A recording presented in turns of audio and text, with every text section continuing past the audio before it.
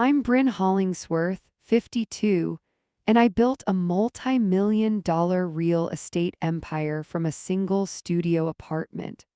I know the exact weight of a dollar because I remember when I didn't have one to my name. My fingers still bear the faint, invisible scars of scrubbing floors and hauling drywall in those early years. Now, I sit in a leather chair that costs more than my first car, but I never forgot the hustle. My son Leo is the light of my life, but his taste in women is a dark cloud I never saw coming. Tiffany walked into our lives 18 months ago like a hurricane wrapped in chiffon.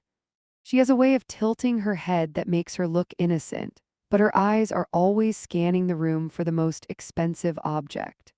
I sat in my home office this morning, the scent of expensive sandalwood candles filling the air. The sunlight hit the glass top of my desk, making the gold trim shimmer. Tiffany entered without knocking. She wore a sundress that probably cost a month of my early mortgage payments. She wanted my platinum card. She said the florist needed a deposit on file for the wedding centerpieces. I felt a cold prickle of intuition at the base of my skull. My gut has never lied to me in business, and it wasn't lying now. I reached into my slim leather wallet. The card felt heavy in my hand, a cold slab of metal that represented 40 years of grit. I handed it to her. She didn't just take it, she snatched it with a practiced grace. Her smile was wide, showing teeth that were a little too white and a little too perfect. She thanked me with a voice like honey and vinegar. I watched her walk out, the click, click, click of her heels echoing on my marble floors. I didn't return to my emails. I waited. My phone sat on the desk, a silent judge. 10 minutes passed. Then the first vibration hit. My phone didn't just buzz, it screamed. It wasn't the florist. It was a notification from a high-end department store downtown. Then another, and another. Tiffany wasn't buying peonies. She was at the luxury bridal registry department. I watched the digital feed in real time as she linked my primary account to her entire wedding registry. She was scanning $5,000 espresso machines. She was adding sets of crystal glassware that cost more than a mid-sized sedan. The heat rose in my chest, a slow, burning tide of fury. I could feel my pulse thumping in my temples. She thought I was a senile bank. She thought my wealth was a harvest she could reap without ever planting a seed. I looked at the framed photo of Leo on my desk and felt a pang of genuine grief. He didn't see the vulture, he only saw the feathers, but I saw everything. I saw the greed in the way she gripped my card. I saw the entitlement in her stride. I picked up my phone. My thumb hovered over the banking app. I didn't call her. I didn't scream. I went into the security settings. My breath was shallow, coming in sharp bursts. I navigated to the PIN management screen. With a few taps, I changed the 4-digit code that governed my fortune. I didn't stop there. I set a transaction limit of exactly $50. I leaned back in my chair. My heart was still racing, but the anger was cooling into something hard and sharp. A diamond-edged resolve. I knew exactly where she was. She was at the flagship registry store, likely surrounded by sales associates and her bridesmaids, playing the part of the wealthy heiress. She was about to try and finalize those purchases. I could almost smell the expensive perfume in the store and hear the hushed tones of the clerks. I checked my watch. It was time for the show to begin. I wanted to see the look on her face when the plastic turned to lead.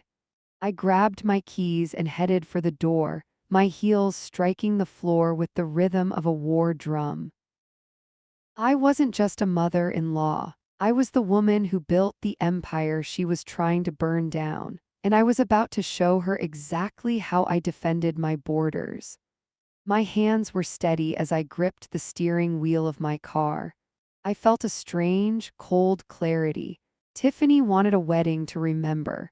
I was going to give her a day she would never be able to forget. As I pulled out of the driveway, the sun hit the windshield, blindingly bright.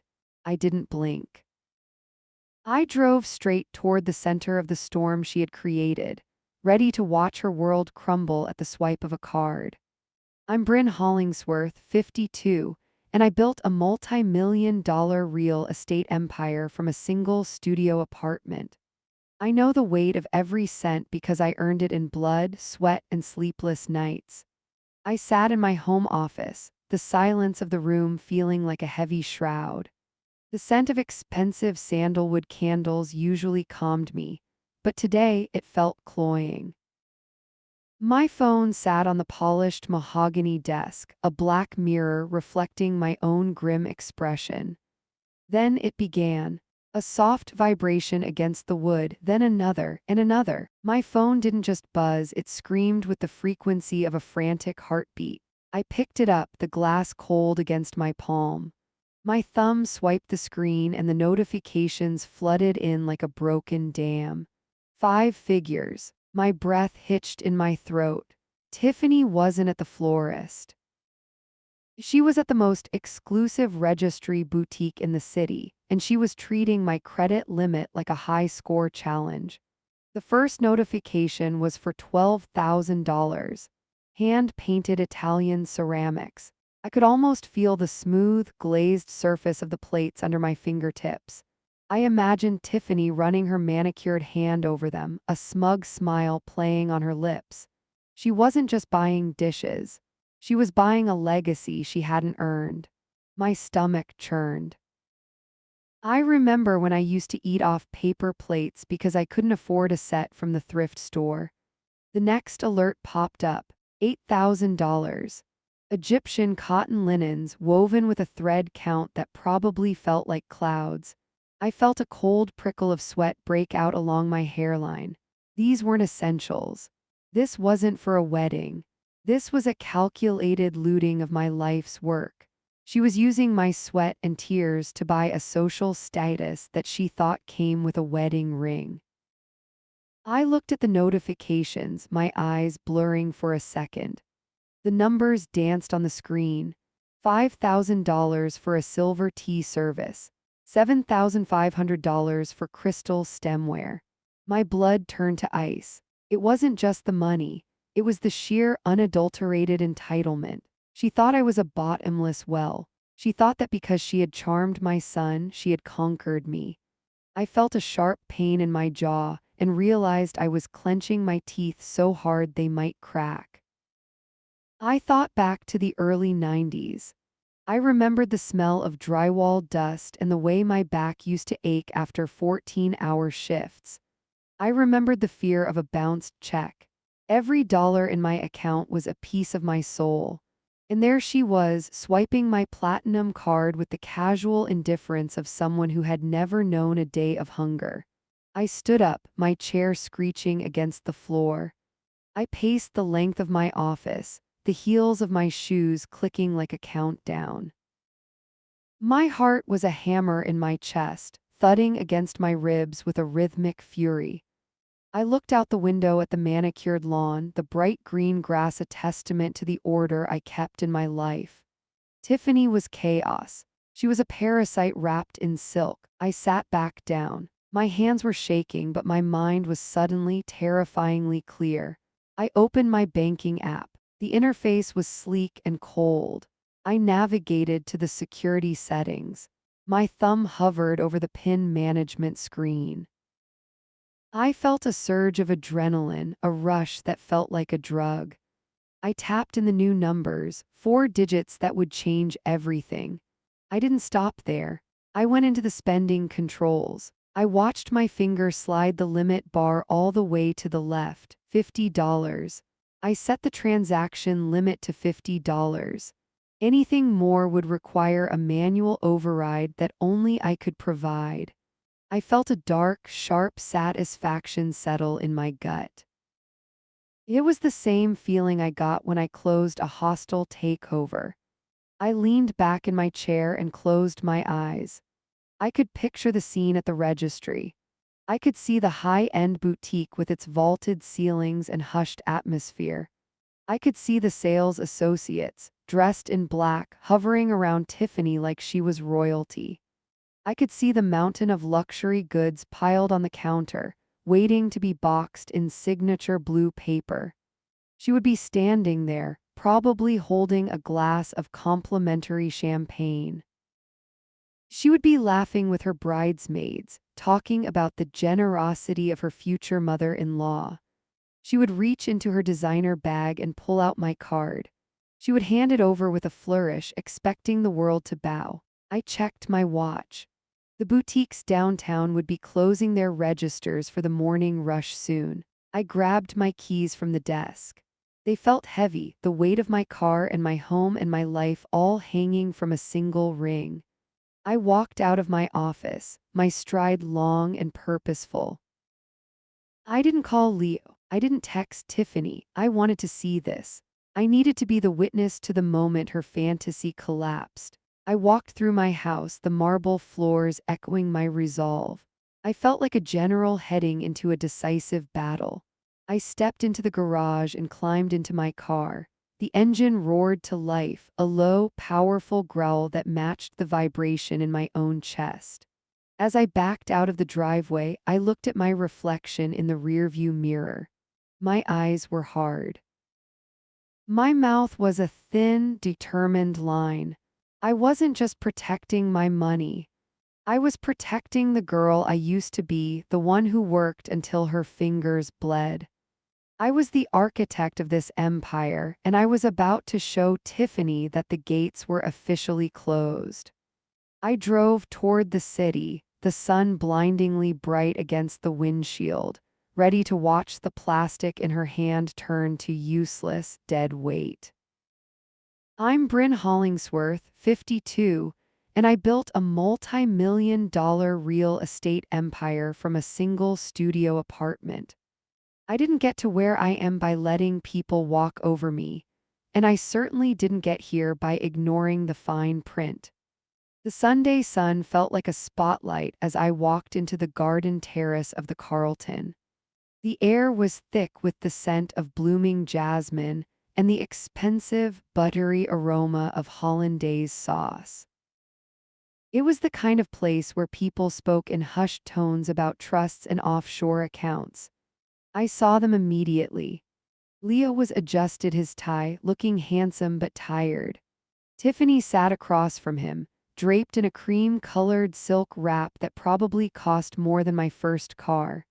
She was the picture of bridal bliss, her blonde hair perfectly coiffed, her skin glowing under the oversized patio umbrella.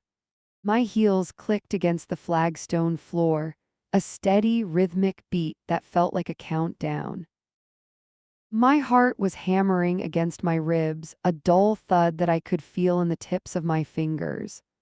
I took a seat, my movements stiff and precise. I didn't reach out to touch her hand. I didn't offer a polite smile, I just watched her. "Bryn, you made it," Leo said, his voice laced with a tension he couldn't quite hide. He looked between us, sensing the tectonic plates of our relationship shifting beneath the surface. Tiffany didn't even look up at first. She was busy stirring her mimosa with a long, silver spoon. The ice clinked against the glass, a sharp, crystalline sound that grated on my nerves. Finally, she lifted her gaze. Her eyes were cool, devoid of the warmth she usually performed for Leo's benefit. There was a smirk playing at the corners of her mouth, a tiny, jagged edge of victory. "We had a bit of a snag at the boutique yesterday, Bryn," Tiffany said, her voice smooth as honey and just as cloying. She took a slow, deliberate sip of her drink, her eyes locked onto mine over the rim of the glass. "The car didn't go through, a technical glitch, I'm sure, or maybe just a temporary lapse in liquidity." I felt the blood drain from my face, replaced by a searing white-hot heat. My pulse jumped in my neck. She wasn't embarrassed. She wasn't apologetic for trying to drain my accounts. She was testing me. She was daring me to make a scene in front of my son. "It wasn't a glitch, Tiffany," I said, my voice low and steady. I could feel the vibrations of my own words in my chest. I made some changes to my security settings. I don't appreciate unauthorized five-figure hauls on my personal lines. Tiffany laughed. It was a light, airy sound that didn't reach her eyes. She turned to Leo, patting his hand with her manicured fingers. The diamonds on her engagement ring caught the light, blinding me for a fraction of a second. "Leo, darling, I told you," she said, her voice loud enough for the neighboring tables to hear. "Your mother is just being a bit tight-fisted. It's that old-school mentality, I suppose, hoarding money she doesn't even have the years left to spend." The insult hit me like a physical blow. My breath hitched, tight-fisted.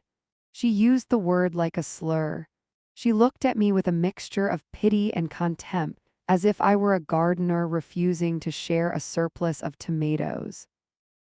She had no concept of the blood, sweat, and sleepless nights I had mentioned to myself earlier. To her, my wealth was a natural resource she was entitled to mine. I looked at Leo. He looked down at his plate, his jaw tight. He wouldn't look at me. The silence stretched between us, heavy and suffocating. I could smell the citrus of Tiffany's perfume, a sharp, artificial scent that made my stomach turn. My skin began to crawl. It was a literal physical sensation, like 1,000 tiny needles pricking my arms. "I worked for every cent of that money, Tiffany," I said. The words felt like granite in my mouth. "I don't hoard, I protect. There's a difference." "Is there?" Tiffany asked, tilting her head. She leaned back, the silk of her wrap shimmering. "Because from where I'm sitting, it looks like you're just holding onto power because you're afraid of becoming irrelevant. It's just a wedding, Bryn. It's not like you can take the millions with you when you go." She reached for a croissant, tearing it apart with a casual, destructive grace. Flakes of pastry fell onto the white tablecloth. I watched them fall, my mind racing. The disrespect was so calculated, so surgically precise. She wanted me to snap. She wanted me to scream and play the part of the crazy, controlling mother-in-law so she could run to Leo and play the victim. I felt a newfound, cold clarity wash over me. The anger didn't vanish, it transformed. It hardened into a diamond-edged resolve. My heart stopped hammering and settled into a slow, powerful throb. I realized in that moment that I wasn't just dealing with a gold digger. I was dealing with a predator who thought I was the prey. I picked up my water glass. My hand was perfectly steady. I took a sip, the cold liquid soothing the fire in my throat. I looked at her, really looked at her, and saw the cracks in the facade. The desperation behind the smirk. She needed my money to be the person she pretended to be. Without my card, she was just a girl in a borrowed wrap. "You're right, Tiffany," I said, my voice dropping an octave. "I can't take it with me, but I can certainly decide who gets to enjoy it while I'm here. And right now, the guest list for my fortune is getting very, very short." I saw the flicker of fear in her eyes then. It was gone in an instant, replaced by that mask of arrogance, but I saw it. I felt a grim satisfaction settle in my gut. She thought the tight-fisted comment would shame me into opening the coffers. She didn't realize she had just handed me the shears to cut her off entirely. I stood up, the chair legs scraping softly against the stone. I didn't wait for a response. I didn't look at Leo. I could feel their eyes on my back as I walked away, my posture perfect, my head held high. The sun was still bright, but it didn't feel like a spotlight anymore. It felt like a dawn. I had seen her true face, and now the real game was beginning. My empire was under siege, but I was the one who knew where all the trapdoors were hidden. As I reached the exit, I felt a sharp, icy smile touch my lips. She wanted an unforgettable wedding. I was going to make sure she got exactly what she deserved. I'm Bryn Hollingsworth, 52, and I built a multi-million-dollar real estate empire from a single studio apartment. I didn't get to where I am by letting people walk over me, and I certainly didn't get here by ignoring the fine print. I stood at the edge of the garden terrace, the sunlight burning the back of my neck. My heart was a frantic bird trapped in a cage of ribs. I had just walked away, my dignity intact but my soul on fire. I could still hear the ghost of Tiffany's laugh, that high, tinkling sound that masked a heart made of cold, hard flint. She had called me tight-fisted. She had implied I was a relic, a fading shadow hoarding gold I was too old to enjoy. I stopped near a large marble planter, my fingers digging into the cool, rough stone. I closed my eyes and took a breath. The scent of damp earth and expensive fertilizer filled my lungs. I needed to be smarter. If I cut her off now, if I made a scene and dragged Leo away, I would be the villain. Tiffany would play the weeping willow, bending under the weight of my cruelty, and Leo would rush to support her. I would lose my son to a woman who saw him as nothing more than a golden ticket. I couldn't be the aggressor. I had to be the martyr. I felt a strange, icy calm wash over me. It started at the base of my spine and radiated outward until my hands stopped shaking. I adjusted the strap of my handbag. I smoothed the front of my silk blazer. I forced my facial muscles to rearrange themselves into a mask of weary maternal regret. It was a performance I had used in 100 boardrooms, and it was time to bring it to the family table. I turned around. I walked back toward their table, my footsteps silent on the thick outdoor rugs. Leo looked up first. His eyes were wide, filled with a desperate hope that the storm had passed. Tiffany was still leaning back, looking bored, her fingers scrolling through her phone. She didn't look up until I pulled my chair back out and sat down. "I'm sorry," I said. The words felt like swallowing broken glass. I forced myself to look Tiffany directly in the eyes. I let my lower lip tremble just a fraction. I made sure my voice was soft, slightly breathless. "Tiffany, Leo, I'm so sorry," I repeated. "I've been under an incredible amount of pressure with the new acquisition downtown. The stress, it's making me reactive. I shouldn't have snapped at you like that. It was unprofessional and frankly unkind." Leo's shoulders dropped 3 inches. He let out a long, shuddering breath. "Mom, it's okay. We know you work hard. We want this to be a happy time." Tiffany didn't move. She watched me with the eyes of a hawk. She was looking for the hook, the hidden clause in the contract. I leaned forward and reached across the table, gently covering her hand with mine. Her skin was cold despite the heat of the afternoon. I felt a surge of visceral disgust, but I didn't pull away. "I want you to have the wedding of your dreams," I whispered, my voice thick with fake emotion. I realized as I was walking away that I was being selfish. I was holding onto my success instead of sharing it with the people I love most. "Please, Tiffany, forgive an old woman for being a bit set in her ways." I saw it then. The moment the hook set, her eyes softened, not with genuine empathy, but with the gleam of a predator who had just seen its prey expose its throat. She smiled, and for the first time it looked real. It was the smile of a winner. "Of course, Bryn," she said, her voice dripping with mock sweetness. "We all have our moments. I appreciate you admitting it. To make it up to you," I continued, my heart hammering a rhythmic secret beat against my chest, "I want you to use my card for the registry completion party tomorrow. No limits. No questions asked. You invited all those lovely girls from the country club, didn't you? I want them to see how much we value you joining this family." The registry completion party was Tiffany's crowning achievement.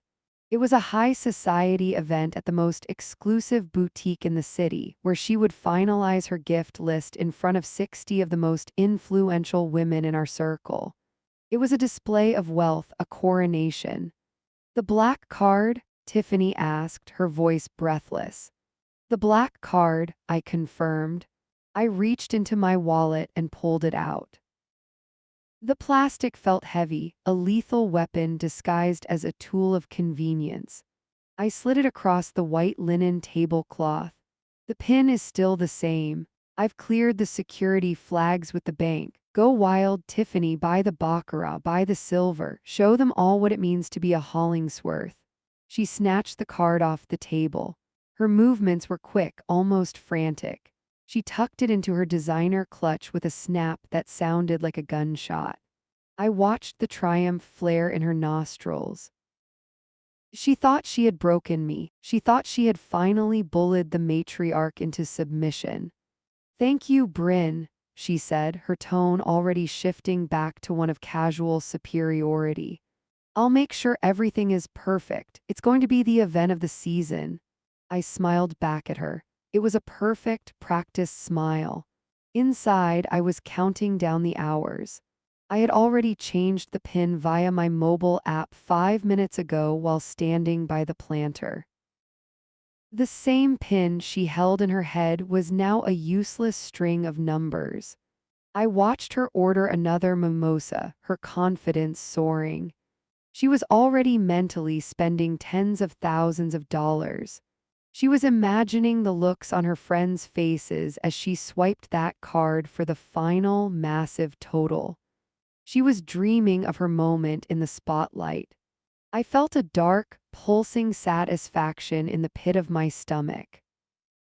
I wasn't just going to stop her, I was going to watch herself destruct in front of the only audience she cared about.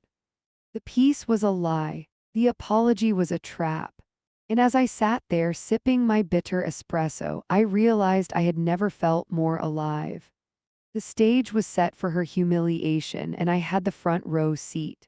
I'm Bryn Hollingsworth, 52, and I've spent 30 years turning crumbling brick into glass and steel gold.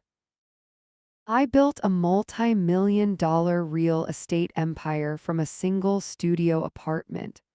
I didn't get to where I am by letting people walk over me, and I certainly didn't get here by ignoring the fine print. I sat in the driver's seat of my Bentley, the engine a low, predatory purr beneath me. The air conditioning blasted ice-cold air against my face, but a bead of sweat rolled down the center of my back. The boutique was just across the street.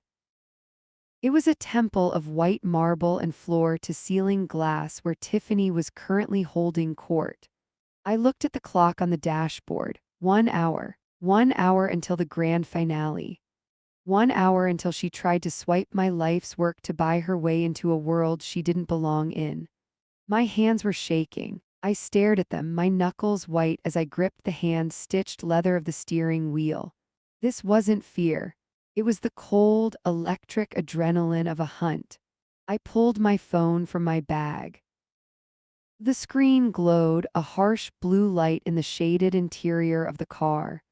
I tapped the contact for my private banker, Marcus. He answered on the second ring. "Ms. Hollingsworth, how can I help you this afternoon?" His voice was smooth and professional. He had no idea I was about to dismantle a woman's entire social standing. "Marcus," I said, my voice as steady as a heartbeat. "I need to make a temporary adjustment to the primary black card." I leaned back into the seat, feeling the expensive support of the chair against my spine. I watched a group of women in floral dresses and wide-brimmed hats walk into the boutique. They were laughing, their movements graceful and entitled. Tiffany would be inside, preening, showing off the card like it was a scepter. "I want the pin changed immediately," I told him. I gave him the new 4-digit code. It wasn't a birthday. It wasn't an anniversary. It was a random sequence of numbers that meant absolutely nothing to her. "And one more thing," I added, my eyes narrowing as I watched the boutique's valet park a silver Porsche. "I want the single transaction limit lowered." "To what amount, Bryn?" Marcus asked. I could hear the faint click of his keyboard. I felt a ghost of a smile tug at the corner of my mouth. It felt sharp like a blade. $1, I said. There was a brief, pregnant silence on the other end of the line. I could almost hear Marcus blinking. $1 for the black card? Exactly, I replied. I want the card to remain active. I don't want it flagged for fraud or frozen by the system. I want the magnetic strip to read and I want the chip to process. I didn't want the machine to say contact bank. I didn't want a security alert. I wanted the screen to flash one word and one word only: declined. I wanted it to look like a failure of funds. I wanted the world to see that the well had run dry. Processed, Marcus said, his voice returning to its neutral, obedient tone. The new limit and pin are live as of this moment. Anything else? No, Marcus, that will be all. I hung up. The silence in the car was heavy and expectant. I looked at my reflection in the rearview mirror. My makeup was perfect. My eyes were hard, flat discs of flint. I looked like the woman who had foreclosed on entire city blocks without blinking. Tiffany thought she was playing a game of checkers. She thought she had bullied the old woman into submission with a few insults and a fake apology. She didn't realize I had already flipped the board and set the room on fire. I put the car in gear and pulled away from the curb, circling the block. I couldn't just leave. I needed to be there. I needed to be the supportive mother-in-law standing in the background when the register hit that final, astronomical total. I needed to see the moment the plastic turned to lead in her hand. The humiliation had to be witnessed to be complete. Every nerve in my body was buzzing. My heart was a drum beating out a rhythm of cold, calculated revenge. I felt a strange, electric sense of peace. The trap was set. The bait was taken. Now I just had to wait for the snap. I pulled into the parking lot of a cafe across the street, adjusted my sunglasses, and watched the entrance of the boutique. The show was about to begin. I'm Bryn Hollingsworth, 52, and I built a real estate empire by spotting the cracks in a foundation before the building even went up. I know exactly how much weight a structure can take before it collapses. I know the sound of a breaking point. Today I am the architect of a very different kind of demolition. I sat in the back of my Bentley, the tinted windows transforming the bright morning into a cool, muted charcoal. I didn't want to be seen yet. I wanted to observe. Across the street, the gold leaf lettering of Vauquelins shimmered under the midday sun. It was the kind of boutique that didn't put prices in the window. If you had to ask, you didn't belong, and Tiffany had spent her entire life pretending she belonged everywhere. A white stretch limousine, long and garish as a surgical scar, turned the corner. It moved slowly, intentionally, drawing the eyes of every pedestrian on the sidewalk. It came to a purring halt directly in front of the boutique's marble stairs. My grip tightened on the leather armrest. I felt the pulse in my thumb thudding against the hide. The driver hopped out, his movements frantic and subservient. He snapped the door open. First came the shoes, stiletto heels in a shade of red that looked like fresh blood. Then Tiffany emerged. She was wearing a cream silk suit that probably cost more than a mid-sized sedan. She stepped onto the pavement with the practiced grace of a queen visiting her subjects. She didn't look at the store. She looked at the cameras. Two videographers and a photographer scrambled out of a black SUV idling behind the limo. This was the content she lived for. She had hired a full production crew to document her big spend day. I watched through the glass as she tossed her hair, a shimmering wave of honey blonde, and flashed a brilliant, predatory smile for the lens. Then came the entourage. Her mother, Cindy, climbed out next. Cindy was a woman who wore her plastic surgery like a badge of office. Her face pulled so tight she looked perpetually surprised. She was draped in a floral wrap that billowed in the light breeze, clutching a designer bag like it was a holy relic. Behind her, 4 bridesmaids spilled out of the limo like a fountain of champagne-colored silk. They were all young, all thin, and all radiating a manufactured, high-society glow. They huddled around Tiffany, preening and adjusting her collar. They were a flock of expensive birds, chirping and laughing, their voices muffled by the glass of my car but their arrogance loud and clear.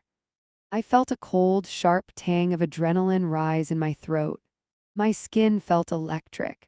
I watched Tiffany reach into her small, beaded clutch. She pulled out the black card.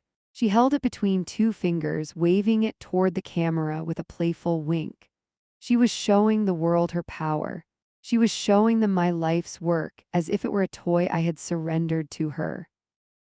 "Look at her," I whispered to the empty car. My voice was a low rasp. She was vibrant. She was triumphant. She was the center of a universe she thought I had funded. I watched her mother lean in and whisper something in her ear, and they both erupted into a jagged, haughty laugh. They looked toward the boutique doors as if they owned the very air inside. Tiffany gestured for the cameras to follow her. She took a deep breath, squaring her shoulders, and began the climb up the marble steps. The bridesmaids trailed behind her in a synchronized line, their silk dresses whispering against their legs. The photographers backpedaled in front of her, their shutters clicking in a rapid-fire rhythm that I could almost hear through the metal of my car. My heart hammered against my ribs, a wild, trapped thing. I felt a bead of sweat trickle down my temple, despite the ice-cold air blowing from the vents. This was the pinnacle. This was the moment of her greatest perceived victory. She was walking into that store as a Hollingsworth to be, a woman with an unlimited treasury at her fingertips. I reached for the door handle. My fingers were cold, but my palm was steady. I caught my reflection in the rearview mirror one last time. My eyes were flat, dark, and utterly devoid of the warmth I had faked at lunch. I looked like the woman who had foreclosed on entire city blocks without a second thought. I looked like a woman who was about to watch a fire. I pushed the door open. The heat of the city hit me like a physical blow, smelling of hot asphalt and expensive perfume. I stepped out onto the sidewalk, smoothing the front of my charcoal blazer. I didn't hurry. I didn't need to. The trap was already closed, she just hadn't felt the teeth yet. I crossed the street, my heels clicking a rhythmic, funereal beat against the concrete. I watched the tail end of the champagne silk disappear through the heavy glass doors of Vauquelin S. The valet recognized me, his eyes widening slightly. He started to speak, to offer a greeting, but I silenced him with a single, sharp look. I walked toward the entrance. I could see them through the glass now, the entire group gathered around a central table covered in baccarat crystal and silver serving pieces. Tiffany was pointing at a chandelier-sized vase, her face lit with the fever of acquisition. She was radiant. She was glowing. She was seconds away from the most public execution of her reputation she could possibly imagine. I reached for the heavy brass handle. The metal was hot from the sun. I pulled it back and stepped into the hushed, lavender-scented air of the boutique. The sound of the street died away, replaced by the soft, tinkling music of a high-end retail space. "Bryn," Cindy squealed, spotting me from across the room. She waved a manicured hand, her diamonds catching the light. "You made it." Just in time for the final tally. Tiffany turned. She saw me, and for a fleeting second her mask slipped. A flicker of the old suspicion crossed her face, a momentary glitch in her programming. But then she remembered the card in her purse. She remembered the apology I had served her on a silver platter. She smiled, her teeth white and sharp. "Ready to see the damage, Bryn?" she called out, her voice ringing with a cruel, joyful edge. "I wouldn't miss it for the world, Tiffany," I said. My voice was smooth as glass. "Let's see what you've chosen." I walked toward them, my heart a drum in my ears, every sense heightened to a cinematic blur. The cameras turned toward me. The stage was set, the audience was waiting, and I was the only one who knew the ending. I'm Bryn Hollingsworth, 52, and I built a real estate empire by spotting the cracks in a foundation before the building even went up. I know exactly how much weight a structure can take before it collapses. I know the sound of a breaking point. Today, I am the architect of a very different kind of demolition. I stepped deeper into the hushed, cavernous interior of Vauquelin's. The air here was different. It smelled of imported jasmine, expensive leather, and the quiet, sterile scent of immense wealth. I didn't join the circle of silk and perfume immediately. I drifted to the side, lingering near a display of hand-blown Venetian glass. I wanted to be a ghost in the room. I wanted to watch the frenzy of the hunt from the shadows. Tiffany was in her element. She moved through the aisles like a storm surge, claiming everything in her path. She didn't look at price tags. She didn't ask about materials. She simply pointed her manicured finger, and a frantic sales associate trailed behind her, clutching a digital tablet like a shield. "That crystal centerpiece," Tiffany barked, her voice echoing off the high ceilings. "And the gold-rimmed dinnerware, all 24 settings." "Of course, miss," the associate murmured. His forehead was slick with a fine sheen of sweat. He knew he was looking at a commission that could pay off his car, but he also looked terrified of the woman demanding it. I watched from the periphery. My heart felt like a cold stone in my chest. My breath was shallow and even. I noticed the way Tiffany's bridesmaids whispered to each other, their eyes wide with a mix of envy and greed. They were touching the silk throws, draping themselves in the lifestyle they thought Tiffany was about to secure for all of them. Cindy, Tiffany's mother, was practically vibrating. She was holding a crystal vase as if it were a newborn child. She kept glancing at me, checking to see if I was watching. She wanted to make sure I saw her daughter's triumph. She wanted to see me bleed money. I stayed silent. I leaned against a marble pillar, my hands folded neatly in front of me. I felt the weight of my phone in my pocket. I thought about the digital wall I had built just 20 minutes ago. The new pin, the restricted limit, the trap was set, and the prey was currently dancing in the middle of it. "Is that everything, Tiffany?" I asked, my voice cutting through their frantic chatter like a blade. She turned toward me. Her face was flushed with the high of the spend. Her eyes were bright, almost feral. "Almost, Bryn. I think we need the silver-plated bar set too. For the yacht parties." "By all means," I said. I felt a corner of my mouth twitch. "Don't hold back on my account." She laughed. It was a sharp, jagged sound that grated against my nerves.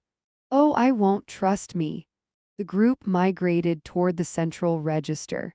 It was a massive slab of dark mahogany that looked more like an altar than a checkout counter. The head clerk, a man with a stiff collar and a face like a funeral director, took over. He began scanning the items.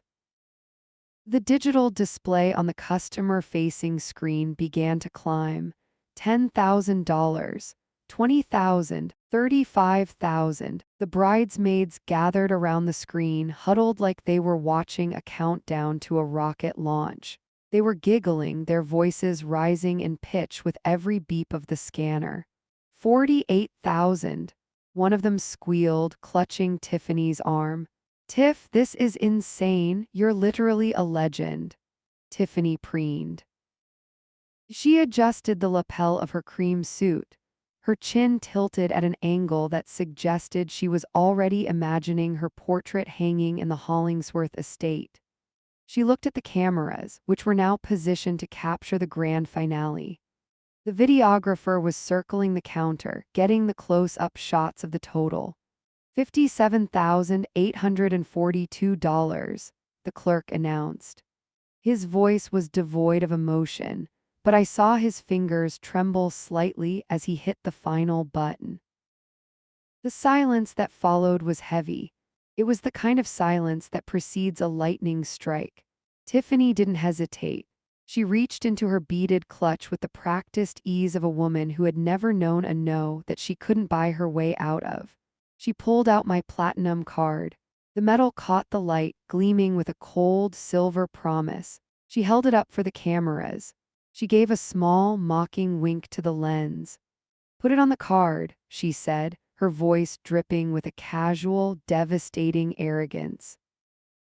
She didn't look at me, she didn't even acknowledge my presence as she slid the card into the reader. She did it with a smug, self-satisfied grin that pulled at the corners of her mouth, revealing the sharp teeth of the woman she truly was. I felt the blood rushing through my veins. My ears were ringing with the sound of my own heartbeat. I watched her hand. I watched the way her fingers pressed the card into the slot. The machine let out a soft, digital chirp. "Pin, please," the clerk said. Tiffany didn't even blink. She tapped in the 4 digits she thought she knew. She did it with a flourish, her head held high, her eyes fixed on her mother, who was beaming with pride. I stood perfectly still. I felt like I was watching a movie in slow motion. I could see the dust motes dancing in the light. I could smell the lavender. I could feel the cold, hard floor beneath my heels. She hit enter. The machine paused. A small, spinning circle appeared on the screen. The processing message flickered. Tiffany leaned against the mahogany counter, her posture relaxed, her victory almost complete. She was seconds away from the ultimate high. She was seconds away from owning the room, the store, and my legacy. I didn't move, I didn't breathe, I just watched the screen. The spinning circle stopped. The machine emitted a long, low, discordant buzz, a sound of rejection, a sound of failure. Tiffany's grin didn't falter at first. She just frowned slightly, her eyebrows knitting together. "Oh, I must have fat-fingered it," she said, her voice light, though a tiny crack of tension appeared in her tone. She reached out and cleared the screen. She entered the numbers again, more slowly this time. 1, 2, 3, 4. She hit enter with a bit more force. The bridesmaids went quiet. The cameras stayed trained on her face. The sales associate looked down at the floor, suddenly fascinated by the grain of the wood. The machine buzzed again. "Incorrect pin." The words appeared in bold, red letters on the screen. Tiffany's face went from a healthy, triumphant pink to a dull, ashen gray in a heartbeat. She stared at the screen as if she could make the words change through sheer force of will. That's not right," she whispered. Her voice was small now. The queen was gone. The predator was suddenly the prey. She looked at me for the first time since we reached the counter. Her eyes were wide, frantic, searching my face for an explanation. I didn't say a word. I simply looked back at her, my expression as flat and cold as the metal card in her hand. The point of no return had been crossed, and I was the only one with a map back to the surface. I'm Margaret Sterling, 49, and I spent 20 years building a venture capital firm that specializes in identifying exactly when a luxury brand, or a person, is about to go bankrupt. I have made a fortune by knowing exactly when the gold plating is starting to peel. I know the smell of desperation before it even hits the air. Today, I am simply the silent observer of a long overdue audit. The silence in Vauquelin was no longer the hushed, respectful quiet of high-end commerce. It was the heavy, suffocating silence of a car crash in progress. Tiffany's hand remained frozen over the keypad, her index finger hovering just millimeters away from the plastic keys. The machine let out a sharp, pathetic beep that seemed to echo off the vaulted ceilings. It was a small sound, but in that sterile room it felt like a gunshot. On the screen, the words "incorrect pin" flashed in a red so aggressive it looked like a fresh wound. I watched the color drain from Tiffany's face. It was a fascinating physiological transition. The triumphant, rosy glow of a woman who thought she had just won the lottery vanished, replaced by a sickly, chalky pallor that started at her throat and climbed to her hairline. She didn't move. She didn't breathe. She just stared at those red letters as if she could rewrite them with her eyes. Technology, she whispered, her voice cracking like dry parchment. She let out a short, hollow laugh that didn't reach her eyes. It's always the most expensive places with the glitchiest systems, right? She looked around the room, searching for a sympathetic smile, a shared joke, a confirmation of her lie. She found nothing. The bridesmaids, who had been chirping like colorful birds only moments ago, were suddenly very still. I saw Cindy, her mother, tighten her grip on her designer clutch until her knuckles turned white. The cameras were still rolling. The red recording light on the videographer's lens felt like a judgmental eye, capturing every micro-expression of her crumbling composure. Tiffany wiped a bead of sweat from her upper lip with the back of her hand. Her perfect, French-tipped manicure looked like a claw against the dark mahogany of the counter. She reached out and hit the clear button with a force that made the machine rattle. I'll do it again, she muttered. I must have hit a 5 instead of a 6. These buttons are so small. She leaned over the counter, her hair falling forward to hide her face, but I could see the way her shoulders were shaking. She entered the numbers again. Slowly, deliberately, 1, 2, 3, 4. I watched her finger press each one. I knew those numbers. They were the numbers of her birth year, the code I had let her overhear weeks ago. She hit enter. The room held its breath. I felt the cool air from the overhead vent hitting the back of my neck. I smelled the sharp, metallic tang of her mounting anxiety, cutting through the expensive jasmine perfume that saturated the air. My own heart was a steady, rhythmic thrum in my chest. I felt a strange, cold peace. The machine paused. The little spinning circle of death appeared on the screen. Then the buzz. It was a long, discordant digital groan. Incorrect PIN. The red light on the card reader flashed in sync with the message. Tiffany flinched as if she'd been slapped. She looked up, and for a second the mask was completely gone. Her eyes were wide, frantic, and filled with a raw, ugly terror. She looked like a cornered animal realizing the fence was electrified. Behind her the whispers began. They were low, jagged sounds. Is the card even hers? One bridesmaid murmured, shifting her weight.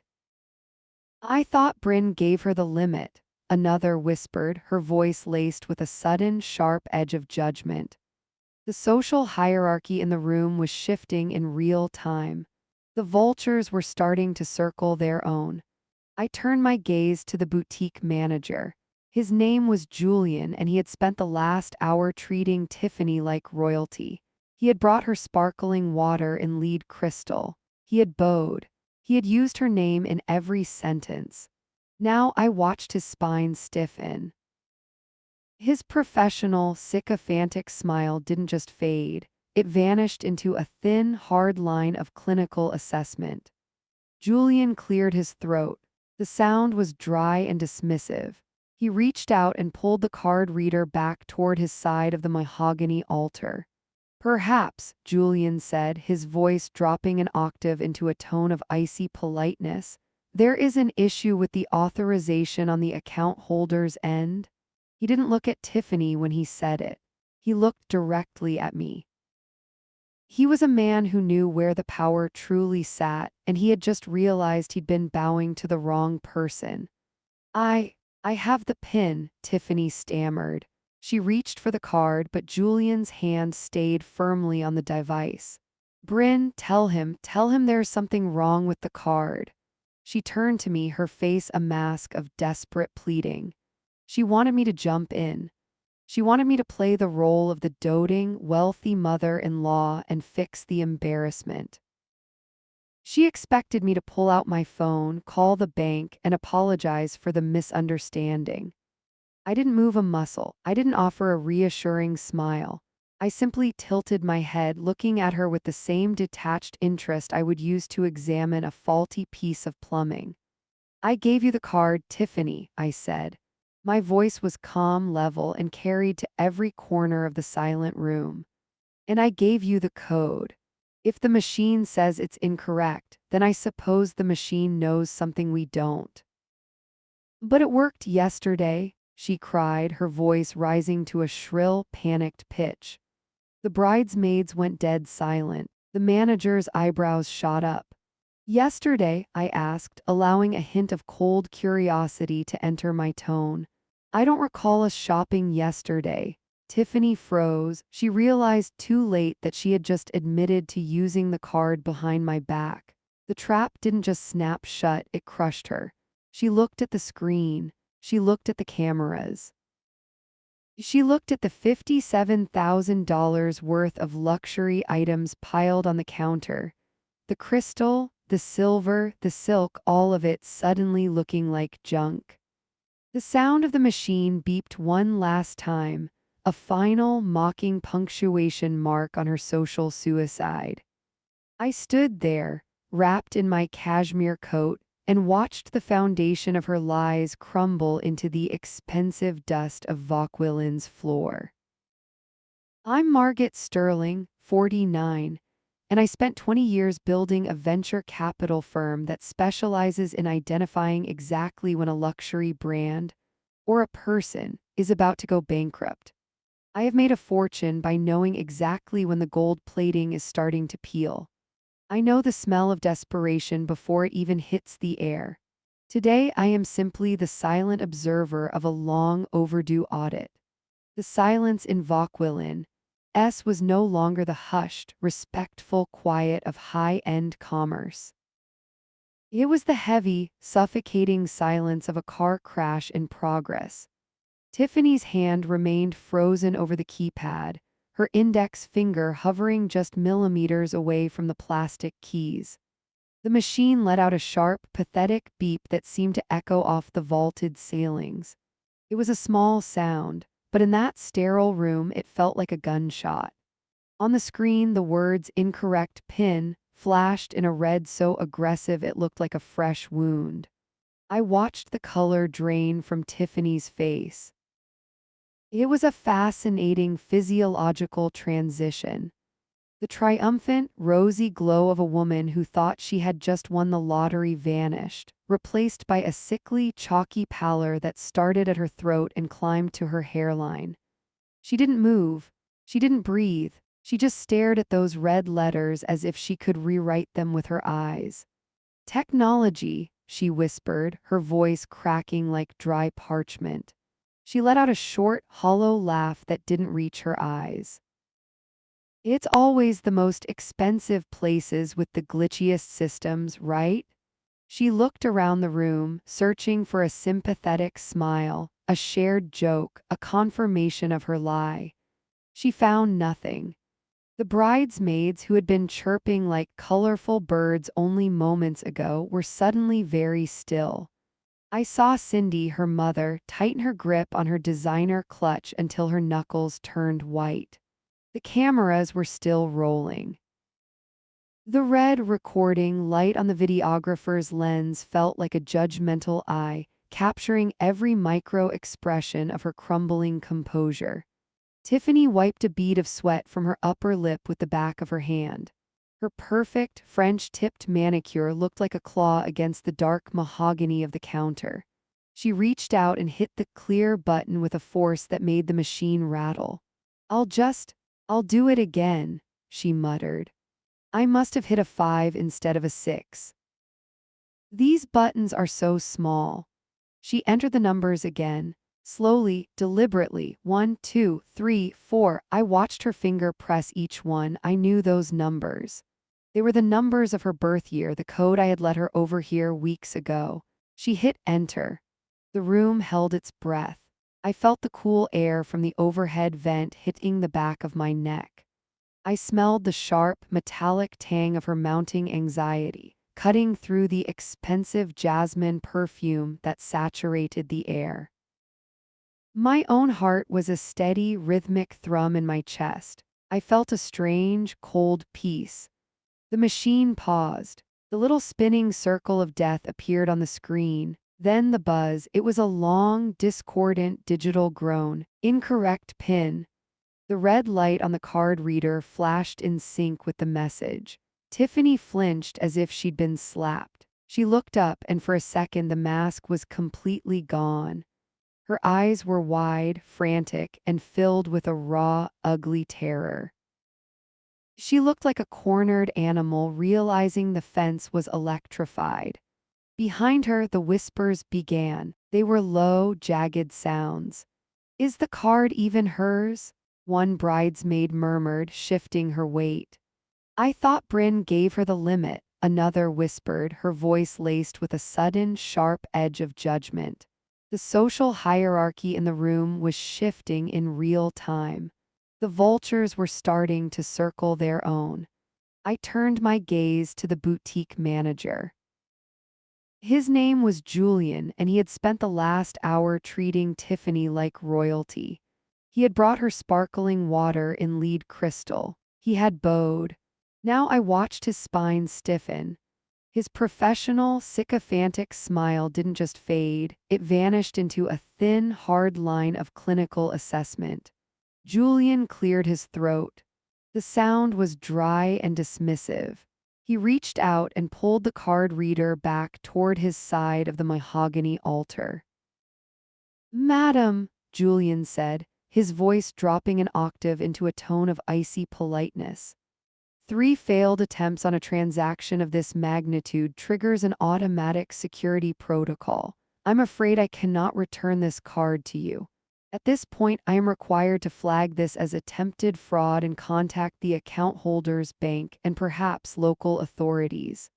Tiffany's jaw dropped. "Fraud? No, you can't. It's mine. I mean, it's my family's." She turned to me, her face a mask of desperate pleading. She wanted me to jump in. She wanted me to play the role of the doting, wealthy mother-in-law and fix the embarrassment. She expected me to pull out my phone, call the bank, and apologize for the misunderstanding. I didn't move a muscle. I didn't offer a reassuring smile. I simply stepped out from the shadows of the velvet-lined pillars and walked toward the counter. My heels clicked against the Carrara marble with the precision of a metronome. Each step felt like a nail in the coffin of her social life. I reached the counter and looked Julian in the eye. He froze, recognizing me properly for the first time today. "Julian," I said, my voice projecting clearly to every corner of the room, "please give me the card." He hesitated, then placed the black metal card into my open palm. I felt the weight of it. I felt the power of it. I tucked it into my silk-lined pocket and turned to face the room. I didn't look at the floor. I didn't look at my shoes. I looked at Tiffany, and then I looked at the cameras. "There has been a significant misunderstanding," I said, my voice echoing off the high ceilings. "But it isn't with the card, it's with the person holding it."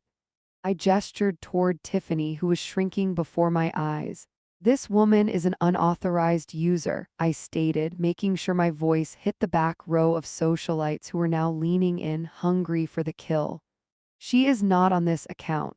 She has never been on this account. She obtained my financial information under false pretenses and attempted to use it to fund these delusions of grandeur." A sharp, collective gasp hissed through the boutique. "Julian," I said, turning back to the manager.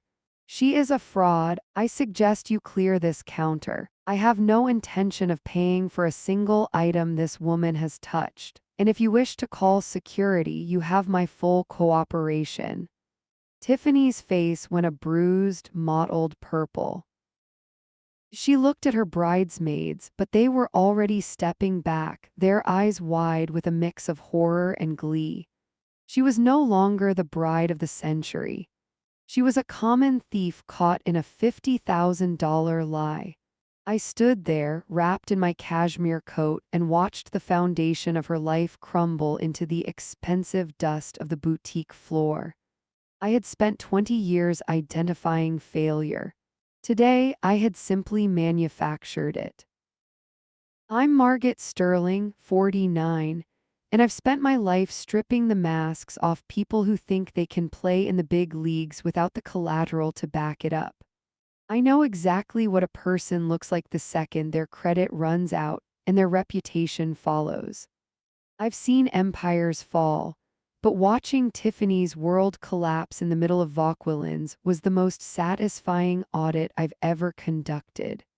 The silence that followed my declaration was heavy and sharp. It felt like the air had been sucked out of the room by a vacuum.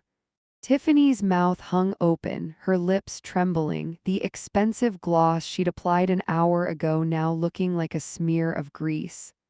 She tried to speak, but only a small, wet clicking sound came out of her throat. Then the phones came up. It started with Cindy, one of the bridesmaids who had been the loudest in her praise of the family's wealth just minutes before. I watched her tilt her iPhone, the lens pointed directly at Tiffany's blotchy, panicked face. Then another girl followed suit, then another. The very friends Tiffany had curated to witness her triumph were now documenting her execution. They weren't helping her. They were gathering content. I could almost see the captions being typed in their heads. Bride to be caught in $50K fraud. Margaret, please. Tiffany finally choked out, her voice a thin, ragged edge of its former self. It was a joke. I was testing the system. Bryn said, "Do not use my son's name to justify your theft," I said. My voice was a low, steady blade. I felt a surge of cold adrenaline. My skin felt electric. You thought my kindness was a weakness. You thought my bank account was a playground. You were wrong on both counts. Julian, the manager, didn't wait for another word from her. He signaled to the two uniformed security guards hovering near the arched entrance. They moved in with a practiced, silent efficiency. "Miss, you need to leave the premises immediately," the taller guard said, his hand hovering near his belt. "Get your hands off me," Tiffany shrieked. The sound was primal. It was the scream of a woman who realized she was falling and there was no net. "Do you know who I am? I'm the bride. This is my registry." She lunged for a stack of fine bone china. The $5,000 tea set she'd insisted was essential. The guard caught her wrists before she could shatter them. The struggle was ugly. Her designer heels skidded on the marble. Her hair, styled in perfect, loose waves, began to unravel, sticking to the sweat on her forehead. She looked wild. She looked unhinged. The bridesmaids didn't move to help.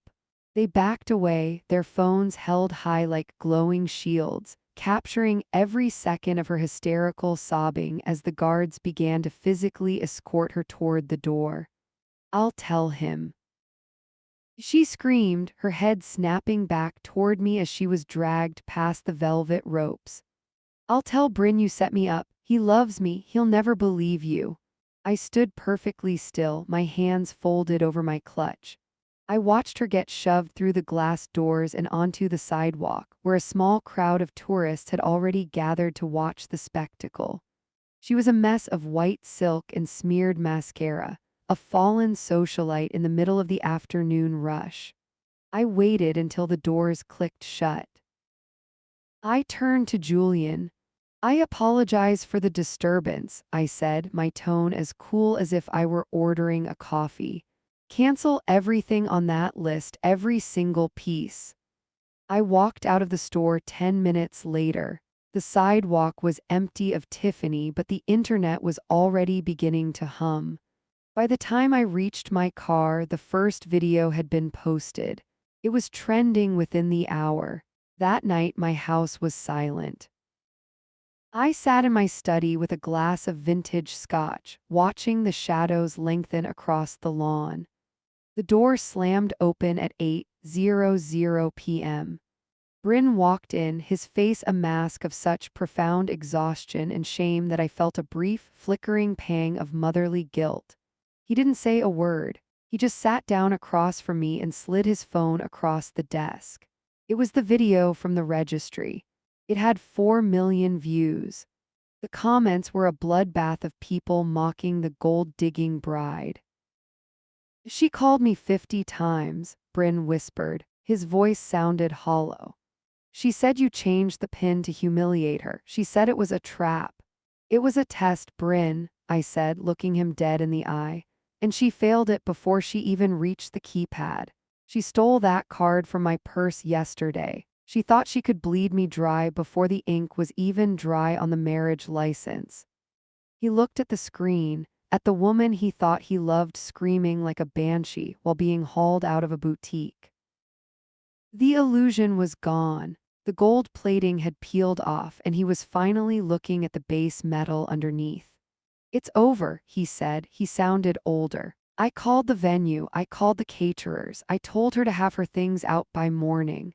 I nodded slowly. I reached into my desk drawer and pulled out a folder. Good, I said, because I've already reallocated the wedding budget. 3 days later, I was sitting in seat 1A of a Boeing 777. The cabin was a cocoon of leather and silence.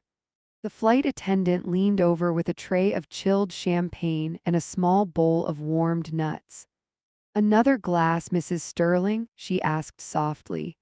"Yes, please," I replied. I looked out the window as the plane banked over the turquoise waters of the Indian Ocean. Below me, the Maldives stretched out like a string of pearls.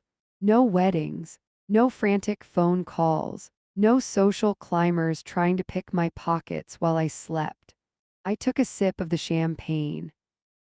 The bubbles were crisp and cold. I thought about the $50,000 I hadn't spent on crystal and silver. I thought about the piece I had bought with a simple change of a 4-digit code. I closed my eyes and let the hum of the engines wash over me. I had spent my career predicting crashes. This time I had simply enjoyed the view from the first-class cabin while it happened. I had earned this silence, and it tasted better than any wedding cake ever could.